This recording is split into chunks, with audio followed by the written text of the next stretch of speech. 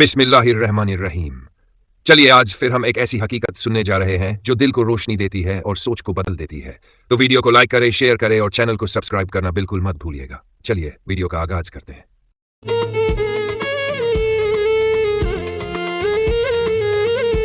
ये वाक़िया है हज़रत अली शेर खुदा की पैदाइश का, एक ऐसा लम्हा जो आज भी लोगों को हैरत में डाल देता है। जब हज़रत अली शेर खुदा पैदा हुए तो काबा शरीफ नूर से चमक उठा। ऐसा लगा मानो रोशनी ने हर दीवार को घेर लिया हो। ये कोई आम पैदाइश नहीं थी, क्योंकि हज़रत अली दुनिया के पहले और आखिरी ऐसे इंसान थे जिनकी पैदाइश काबा शरीफ के अंदर हुई। उस दिन अरब की सरजमी पर इतना बड़ा हुजूम जमा हुआ जैसा इससे पहले कभी नहीं देखा गया था। हर कोई इस अनोखे वाक़ये को अपनी आंखों से देखना चाहता था। जब हज़रत अली पैदा हुए तो न वे आम बच्चों की तरह रोए और न ही उन्होंने अपनी आंखें खोली। चारों तरफ एक अजीब सी खामोशी छा गई, मानो कोई बड़ा राज सामने आने वाला हो। फिर वह लम्हा आया जब हज़रत मोहम्मद ने हज़रत अली को अपनी गोद में लिया।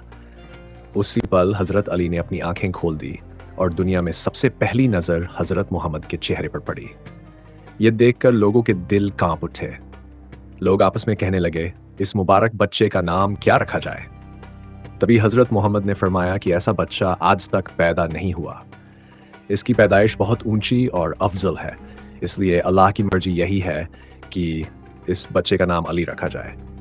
बस इतना सुनना था कि हर तरफ सदाएं बुलंद हो गई, या अली, या अली, और इस तरह दुनिया को मिला शेर खुदा हज़रत अली।